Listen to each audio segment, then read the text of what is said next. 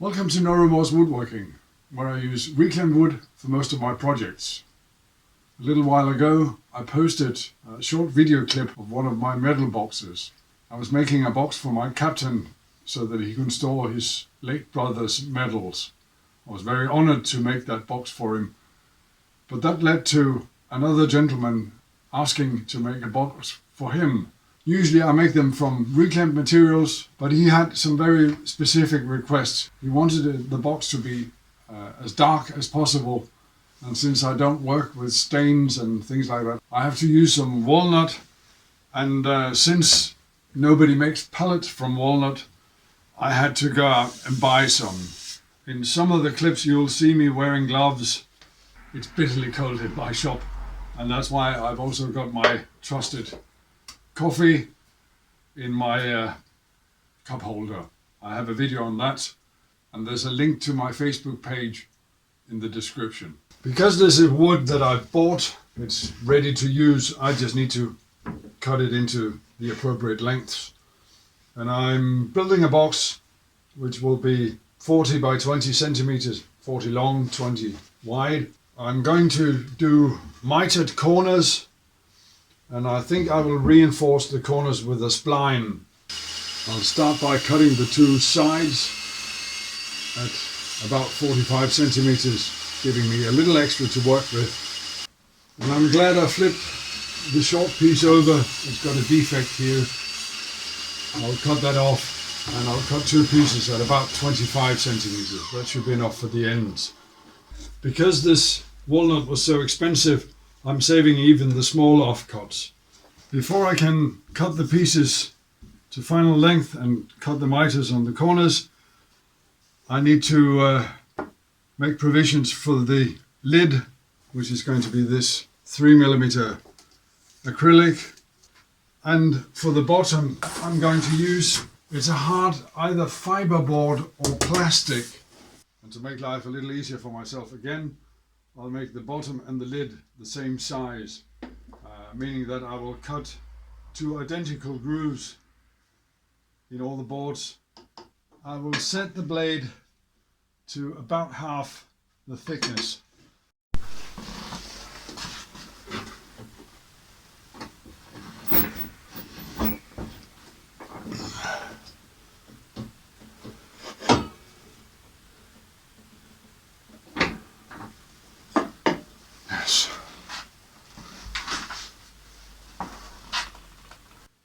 I'm then setting the fence to 1 centimeter from the blade, and since I know my blade is 2.4 millimeters, I can cut a groove, move over 1 or 2 millimeters, and then cut again.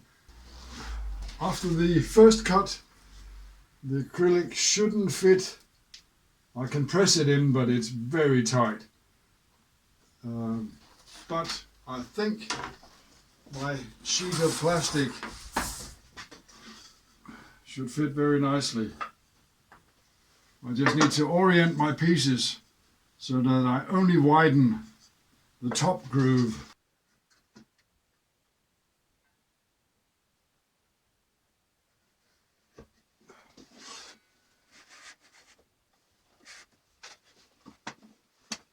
Quite enough.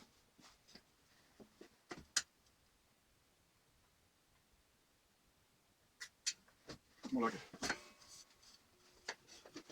Let's just test out the scrap piece first.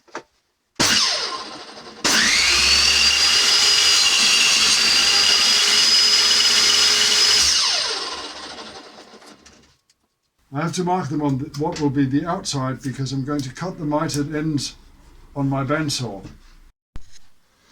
Well, after a lot of struggling with my angle gauge, it turned out that the battery had run out, and I had to exchange that. I called it a day, and today I'm trying again. Looks like third time's a charm. But I have to make the cuts with my rather short miter gauge. It's accurate enough, it's just that it doesn't really support the end being cut.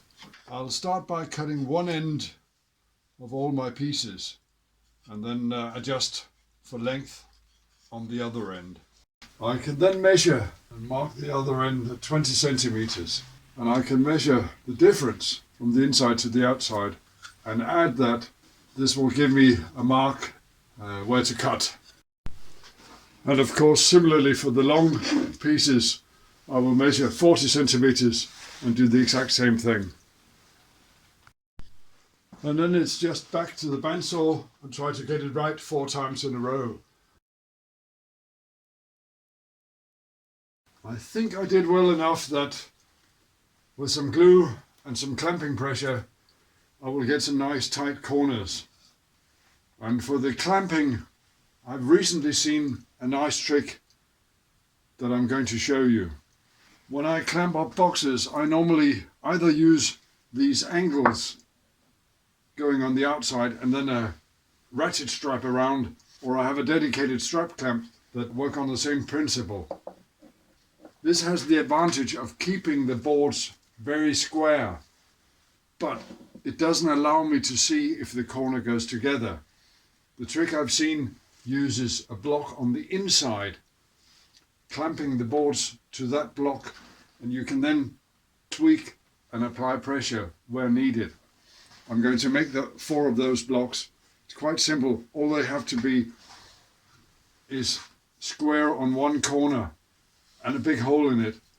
I have a 45mm Forstner bit, but that's not big enough for my clamps. Since I already have my mitre gauge, I'm using that. And I've set up stop block to give me 4 square pieces, or as square as they can be on a bandsaw. The easiest way to find out which hole saw to use is to try and put a couple of clamps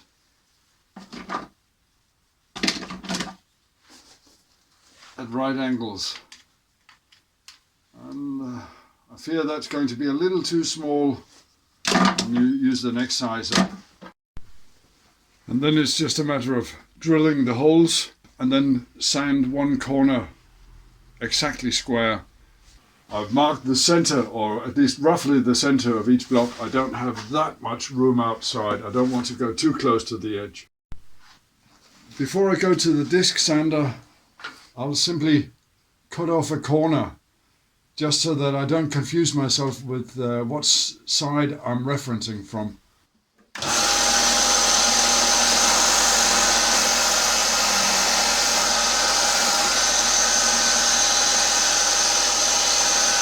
It doesn't take much on some of them. It depends on how accurate I cut them. This first one went pretty straightforward, and it is as square as I can make it. Before I start using them, and to ensure that I don't glue them to my work, I will cover these 2 sides with a bit of packing tape. And now they're ready for action. With everything working so well, it's very tempting to rush in and apply some glue, but I mustn't forget to cut the bottom piece. It needs to go in. I also need to cut one of the ends to make a handle for the lid. But measuring for the bottom is actually quite easy. Take one of the end pieces and measure the groove from side to side. And in this instance I get 22 centimeters. And I'll do the same for one of the long sides. I can then go to the table saw, where I've set up the fence to cut a little more than the width. I need a little more than the 21.8, 21.9, just so that I can trim off the edges later. It's actually quite easy to cut. I just forgot to raise the blade. And after resetting the fence, I can then trim off the cut edge. I didn't do a very good job because it was such a big wobbly piece. I can then cross cut using the sled, and I've just remeasured so that I'm taking both measurements with the same ruler. I can then reassemble to see if it fits, if it's too tight or... Well, if it's too tight, it's not a big deal. I can cut off a little more. Remember I said I need to cut one of the ends. I need to make this part for the lid. I usually cut that with my Japanese thin curve saw, my pull saw. It just occurred to me that if I use a small piece of scrap acrylic here on the inside, I should have picked a slightly wider piece of acrylic because I'm cutting my fingers as well as the wood. But what if I'm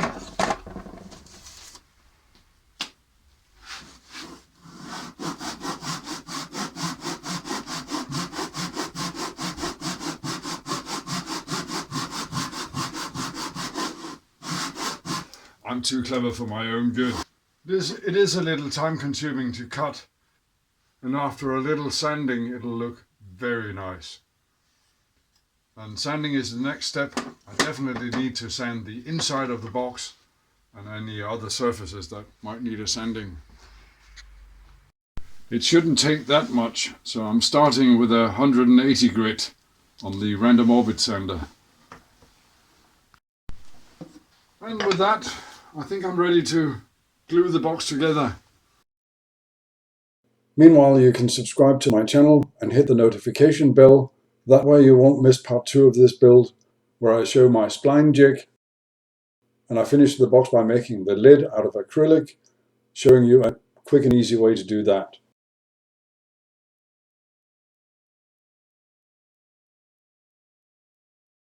Now I just need to leave everything alone until the glue has set. That's probably going to last until tomorrow. So I think I'll go and have my dinner. See you later.